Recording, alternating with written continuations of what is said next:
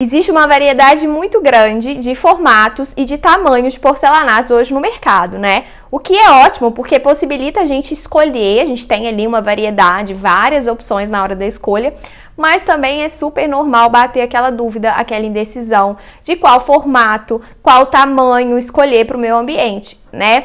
Então, para te ajudar nisso, eu separei aqui várias dicas que eu tenho certeza que vão te auxiliar na hora dessa escolha, na hora de tomar essa decisão, na hora de comprar. Então, vem comigo, assiste esse vídeo até o final para não perder nenhuma dica.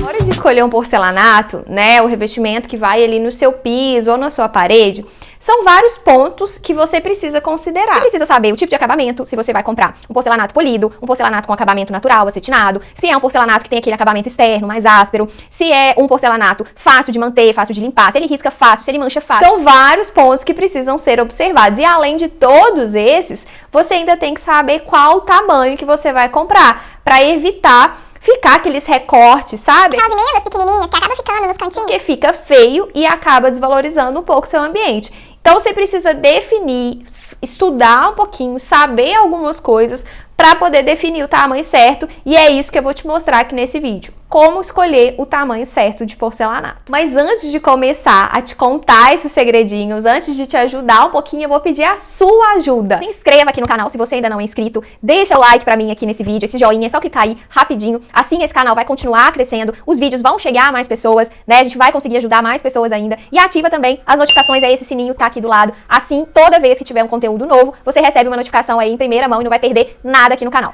Para a gente definir qual o tamanho do porcelanato que a gente vai comprar, seja para instalar ali no piso ou na parede, o que a gente precisa primeiro saber são as medidas dessa parede ou desse piso, para depois a gente fazer um estudo de paginação. Ai, Tainara, estudo de paginação já tá ficando complicado logo no início. Calma, porque não tem nada de complicado, você vai ver que é fácil, você consegue fazer aí mesmo na sua casa, tá? Só que antes disso, antes de te explicar sobre essa paginação, como é feito esse estudo, vamos falar um pouquinho sobre os tamanhos de porcelanatos mais comuns que existem aí no mercado. Os porcelanatos mais utilizados, os tamanhos aí mais comuns que a gente vê no mercado, é o 4,5 por 4,5, né, quadradinho, menor, e aí tô falando as medidas em centímetros, tá? 60 por 60, 80 por 80, 90 por 90, 1,20 por 1,20. Tem os formatos retangulares, 60 por 1,20. Tem as réguas, né, 20 por 1,20. E tem os formatos maiores, 90 por 1,80. Tem o que a gente chama de lastras, né, que são grandes formatos, que tá aí com 1,20 por 2,70. E aí, quanto maior, mais pesado e mais difícil de assentar. Tem porcelanatos aí que às vezes vai precisar até de mais de uma pessoa para poder assentar, para poder colocar ele no lugar aí de tão pesado que é esse porcelanato. E aí, na hora de escolher qual o tamanho, né, desse porcelanato, é muito importante pensar na proporção do ambiente. Por exemplo, eu escuto muitas pessoas falarem: ai, mas tá na moda os grandes formatos, né? Eu quero colocar na minha casa, no meu ambiente. Mas aí quando a gente vai ver, é um ambiente muito pequeno, né? Então pensar nessa proporção é extremamente importante. Ambientes muito pequenos, com porcelanatos muito grandes, com formato muito grande, vai ficar desproporcional, vai causar um certo desconforto visual ali, sabe? Então, se você... A mesma coisa ao contrário. Se você tem um ambiente muito grande, colocar um porcelanato muito pequeno, também não vai ficar legal. Então, pensar sempre nessa proporção do tamanho do ambiente para escolher o tamanho do porcelanato. E aí, para te ajudar também nessa proporção, vai entrar o estudo de paginação que eu falei lá atrás, lembra? É ele que vai te ajudar também a evitar aqueles recortes, aqueles filetinhos ali nos cantos, né? É claro que é super normal existir recortes.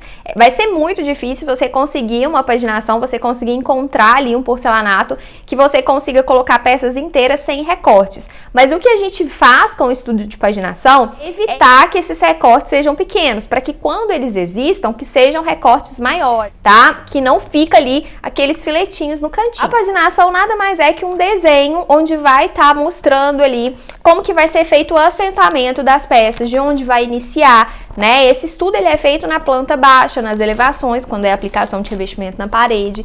E para nós, profissionais da arquitetura, isso é mais fácil porque a gente tem ferramentas, a gente tem programas que vão nos auxiliar nessa etapa. Então, a gente vai fazendo um teste, nós vamos fazendo vários estudos ali de formatos, de tamanhos diferentes, até chegar na conclusão de qual que vai ser o melhor formato, qual que vai ser o melhor tamanho, que vai ter mais aproveitamento e menos recortes de peças. Agora, se você não tem projeto, né, não tem aí a planta, não tem ferramentas, programas que vão te auxiliar a fazer esse estudo de paginação, vou te ensinar uma técnica aqui que pode te auxiliar aí, tá bom? Você vai primeiro pegar uma trena e vai medir seu ambiente. Então, por exemplo, uma sala, sua sala tem 4 metros por 3 metros. Você vai pegar a maior medida, nesse exemplo aqui, 4 metros, e vai dividir isso por 2, tá? Você vai dividindo até chegar a um número próximo de dimensões de porcelanatos que existem no mercado. Então, vamos lá. 4 dividido por 2, 2. 2 dividido por 2, 1. Então, 1, eu tenho porcelanatos no mercado de 90 por 90, 1,20 por 1,20, que são medidas que se aproximam desse número que eu encontrei, tá? Achar um porcelanato, chegar aí no resultado exato, que existe um porcelanato do tamanho exato, vai ser muito difícil. Então, você vai tentar chegar em algo que se aproxime aí, e aí são esses os formatos que vão encaixar melhor no seu ambiente. A quantidade de porcelanato que você vai comprar é definida pela área do ambiente. Então, esse exemplo que a gente deu aí de uma sala de 4 por 3, você vai multiplicar 4 vezes 3, 12 metros quadrados. Essa é a quantidade de piso que você precisa. Mas é claro que você não vai comprar exatamente 12 metros quadrados, né? Porque tem os recortes, tem as perdas, pode acontecer de alguma peça vir danificada, quebrar ali na hora de assentar, de manusear. Então, você vai colocar... Te aconselho a acrescentar entre 10% a 12% a mais aí na hora de comprar esse piso. Se você for colocar o rodapé do mesmo material, do mesmo porcelanato, além dos 10%, 12% que você acrescentar, você vai colocar mais 15%, tá? No escritório, eu passo para os meus clientes, a gente faz o estudo de paginação por peças. E aí eu passo para eles quantas peças vão ser preciso comprar. Eu faço o estudo, pego os recortes, vejo o que dá pra aproveitar, o que não dá, e aí eu prefiro fazer dessa forma, eu acho mais certo. Mas se você fizer pela área, aumentar aí essas porcentagens, vai dar tudo certo também, tá bom? Essa regra só não entra em formatos de porcelanato em régua, por exemplo, e em paginações que a gente chama ali de escama de peixe, espinha de peixe, chevron, dama, transpasse, que são paginações que acaba tendo um pouco mais de perda, tá? Então, nesses tipos de paginação, a gente vai aumentar 30% pelo menos de quantidade no piso. E pra gente fechar, pra finalizar esse vídeo aqui, que já ficou bem extenso, né? Vamos falar um pouquinho da paginação, da instalação do assentamento. Nas paredes, eu gosto de iniciar esse assentamento de cima para baixo, tá? Eu prefiro deixar os recortes ali embaixo. Fica meio que um rodapé mesmo, quando existe os recortes, tá bom?